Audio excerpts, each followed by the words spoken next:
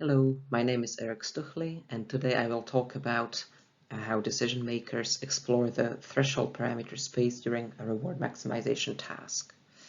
This is a pre-recorded presentation for the 2022 meeting of the Society for Mathematical Psychology. The most common class of decision-making models, the sequential sampling models, assume that decisions between two options are made by accumulating noisy evidence for or against either option, until the accumulated evidence has reached a certain level, the threshold, which would trigger the corresponding option. The parameters of this threshold, such as its height and quite likely the gradient, determine the speed and accuracy of the decisions. Importantly, studies show that these parameters can be strategically adjusted by the decision maker, allowing them to balance speed and accuracy to optimize a certain outcome variable. One such variable occurs in reward maximization tasks, where there is a fixed experimental time and participant has to accumulate as much reward in this time as possible. In other words, maximize the reward rate. The trick is that only correct responses give a reward, meaning that the participant has to choose between completing fewer trials, most of which will be correct, or completing many trials quickly with a larger possibility of making an error. This is a classic example of the speed-accuracy trade-off, and as such, it is not surprising that thresholds with different heights or gradients would lead to different reward rates. It is possible to visualize this performance of different thresholds in what we call the reward landscape. And here is one such landscape for an expanded judgment task that I'll explain in more detail later. But for now, you can see that there is areas of lower and higher reward rate, with the highest reward rate being concentrated here around the gradient of 0 and intercept of about 3 or 4. So these would be the optimal threshold parameters with respect to the reward rate. However, it is quite unlikely that a participant would have prior information about how much or how little reward rate a particular threshold will yield. And as such, it's really unlikely that they would select the optimal threshold parameters from the get-go. One way to obtain this information would be to explore this parameter space over time by selecting initial thresholds and then choosing different parameters, observing how much reward rate the resulting thresholds yield, and simply selecting those which yield a high reward rate, perhaps even performing something like a gradient ascent along the reward rate. If successful, individuals should reach the region of reward landscape where the selected threshold parameters yield a consistently high reward rate, and simply select these thresholds. Note, however, that the traditional modeling approach usually assumes a single threshold parameter value for all trials, essentially assuming that the participant used the same strategy throughout the task, as we can see with this estimate, this black cross here. While such an estimate may describe the average strategy of the participant relatively well, it fails to capture the moment-to-moment dynamics and the evolution of the threshold parameters over time. Very importantly, it could also underplay the decision maker's relative success at identifying near optimal threshold parameters here towards the end of the exploration period. As one such example, Malhotra and colleagues used a reward maximization task based on a perceptual expanded judgment task, where a Gabor patch intermittently flashed on either the left or the right side of the screen, and participants simply had to decide which side it flashes on more often. And as usual, the main goal of the participants was to accumulate as much score as possible in a limited time frame. Note that this is a task where discrete evidence samples arrive over constant units of time, and thus any point of the trial can be represented as a sequence of states in this discrete time and evidence space. So with each new sample, the participant chooses whether to wait and get more evidence or go and make a decision. The authors then used logistic regression to model all these wait-go states from all the trials, for each participant, with time and evidence values as predictors. The regression weights of these predictors were then used to estimate the underlying height and gradient of the decision threshold. Here we can see the best fitting thresholds for each participant, where each circle corresponds to one participant. And these are superimposed over the reward landscape that we have seen before. As we can see, relatively few participants adopted thresholds which yield the optimal levels of reward rate. And instead, most participants adopted thresholds with a more negative gradient than the optimal value of 0. Which suggests that participants obviously fail to optimize a reward rate. But given that the analysis was done across all trials, these findings only show us the average performance for each participant, making it uncertain whether or to what extent participants changed their thresholds over time, and whether they were maybe successful at identifying the optimal threshold parameters late in the task, so on the late trials. To test this, we reanalyzed the data from Malhotra et al. Using a similar logistic regression analysis to derive the height and the gradient of the decision threshold. Crucially, we did this for a sliding small window of trials, 20 trials per window, which allowed us to track almost the trial-to-trial variations in the adopted threshold parameters over time. Due to the maximization nature of the task, we expected that this analysis would reveal some evolution of the threshold parameters across the trial windows.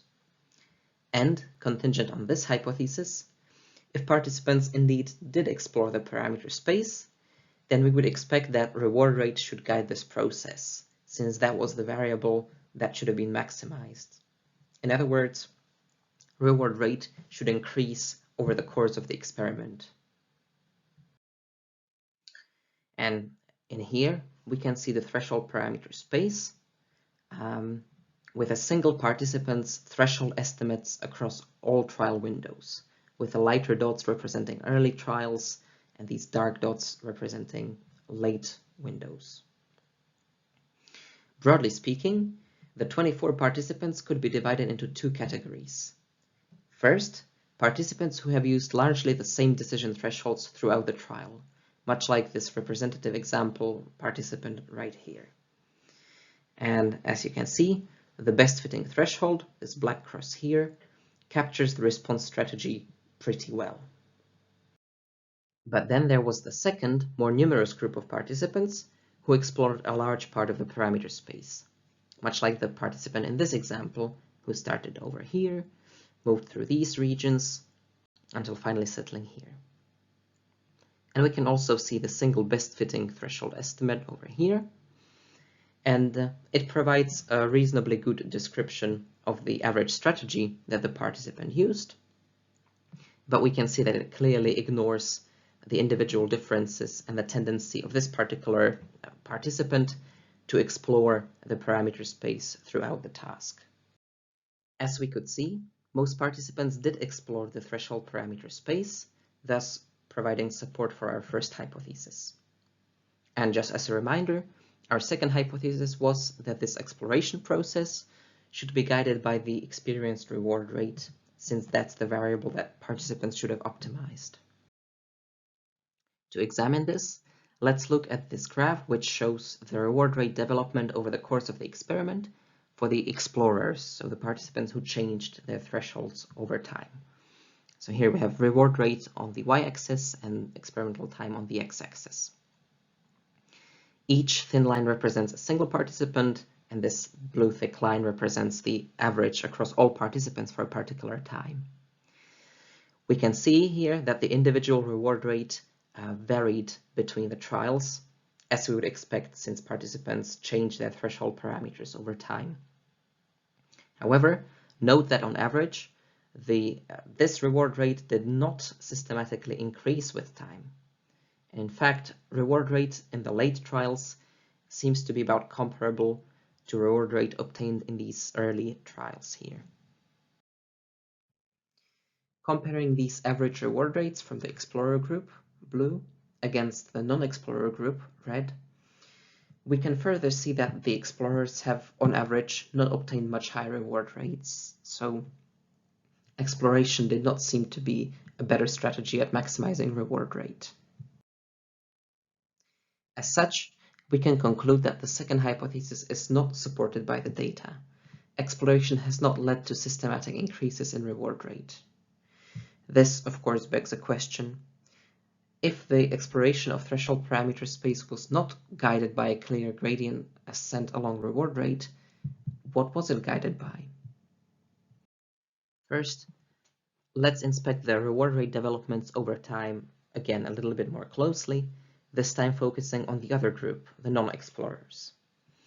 Remember, these individuals used pretty much the same threshold parameters throughout the entire task, which of course means that their reward rate estimates should have been pretty stable over time.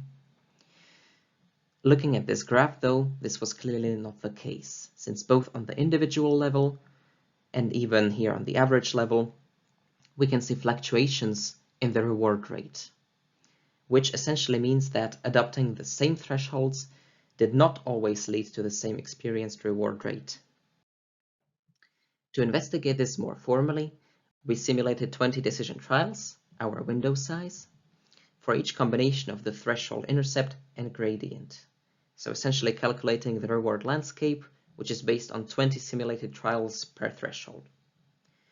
We repeated this 500 times and computed the mean plus the standard deviation of the reward rate for each threshold. This figure right here shows the standard deviation of the reward rate expressed as the proportion of the mean reward rate that a particular threshold yielded. As we can see, the reward rate estimates were pretty stable for certain thresholds, such as these ones with high intercept, because the standard deviation is rather low. But especially if we move to these regions of the landscape, so a lower intercept and or highly negative gradient, the standard deviation climbs up to something like 30 or so %, which suggests much less stable estimates of the reward rate. As such, one possibility is that participants may have been trying to optimize reward rate on the task, but due to the noise levels in experienced reward rate, this strategy was not particularly successful at identifying the most optimal threshold parameters. It is also possible that the exploration was, in part, random rather than directed. Literature from the reinforcement learning, especially when it focuses on the exploration-exploitation problem, shows that individuals do sometimes employ random exploration strategies, particularly if there is uncertainty with respect to the outcome variable. Of course, we cannot discount the possibility that participants were not aiming to maximize reward rate, but instead focused on optimizing some other variable or combination of variables. Maybe they've been trying to minimize the time spent on each single decision.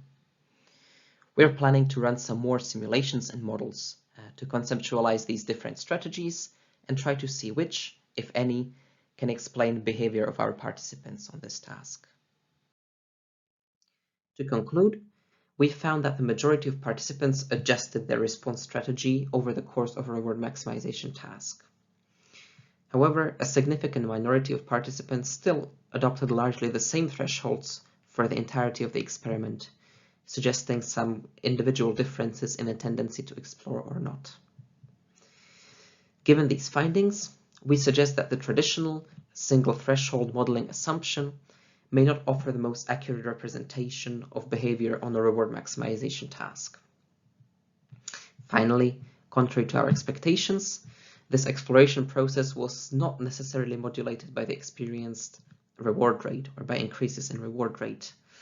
And it seems likely that different participants may have adopted different strategies, which is what our research will focus on next. Finally, thank you very much for your attention. I would be happy to take any discussion on the forum. And shortly, I would like to thank my supervisors, Drs. Kazimir Ludwig and Dr. Gaurav Malhotra, both of whom have contributed significantly to this project.